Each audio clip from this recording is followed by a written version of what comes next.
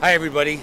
Now I know what you're thinking. I'm an old hockey player and I'm supposed to be on the ice, but this doesn't look like the ice, does it? This is a beautiful beach called Solana Beach down in San Diego. And we're coming to you today and I want to take you from the beach into your building. Okay, we want to talk about your culture, your team, your leadership. Let me share a concept. We believe with all of our hearts now that culture turns on language. Let me prove it to you. So I was, in my early days, in the late 70s, I was actually a player in the Washington Capitals. And we had what you would call a startup team, right? If business was sports, we'd call it a startup team. We were a young team getting better, but we weren't quite there yet. So here's what I learned about that dressing room. Teams that lose blame. So when you're struggling and you can't put wins together, you often look to deflect the blame. We used to blame the referee for everything, and we'd criticize each other for our bad play. Then think about this concept. I get traded from the Washington Capitals to the Montreal Canadiens. Montreal Canadiens came off 6 Stanley Cup wins in the 1970s and had never not made the playoffs. So a very successful franchise. I got inside that dressing room. Guess what that dressing room's key words were? No excuses. In other words, accept the responsibility and get it done. Wow, what a difference.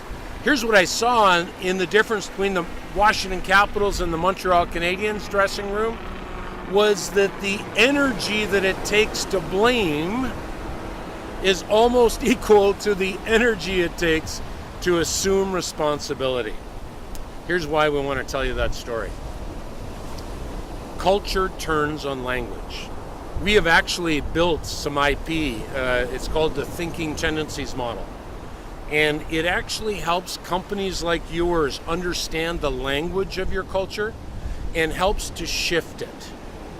And we want to come alongside you and be part of that. Our full day and half day sessions, our multiple day sessions allow you and allow your team to understand the direction of your culture so that you can literally take control of your culture and build the culture that you want that will be highly successful. So teams, culture, want to work with you in that area. But what about individuals? Let me tell you that story. Individuals are exactly the same. You see, the language that people utilize actually increases their ability to have high success. A guy by the name of Abe Pollin, he was the owner of the Washington Capitals when I was there. Abe actually not only owned the team, but Abe and I became friends. I was his captain. So have you ever done this? I got traded from Washington, and all of a sudden, I haven't seen Abe for 15 years. About 15 years later, I was in Montreal and then Vancouver. This is interesting. My tummy said, call Abe. Have you ever had that in your life? So I called Abe. Abe said, Ryan, why did you call today? I said, my tummy said, call Abe. He said, wow. He said, what a interesting opportunity this is. He said, because tonight I'm winning the entrepreneur for Washington, D.C. He's winning an award for being the entrepreneur of the year for D.C. I go, Abe, congratulations. I wonder if that's why my tummy said call Abe. And I said, Abe, you're going to receive a trophy. That means you're going to give a speech.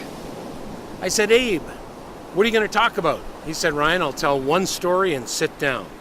I said, Abe, I'm salivating. You got to give me the story.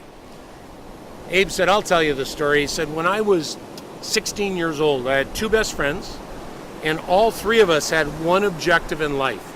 And that was we were going to make the basketball team in high school. He said, we shot baskets, we lifted weights, we ran, we were in great shape. He said, Ryan, everything was on track to make that basketball team for all 3 of us until 2 days before tryouts. He said, Ryan, 2 days before tryouts, he said, I chickened out.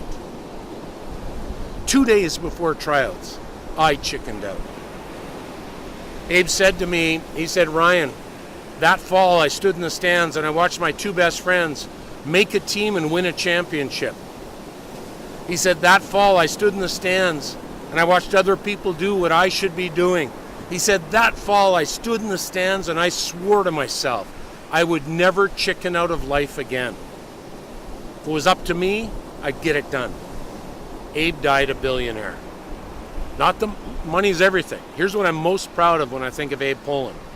Abe, at a young age, chose successful language. Listen in to the language that Abe used. After a high disappointment, he didn't blame the coach. He didn't criticize his players. He decided to take responsibility and increase the change in his life through the language that he chose that would allow him to have high success. That's what we want to do with your company. We want to help them play their best game.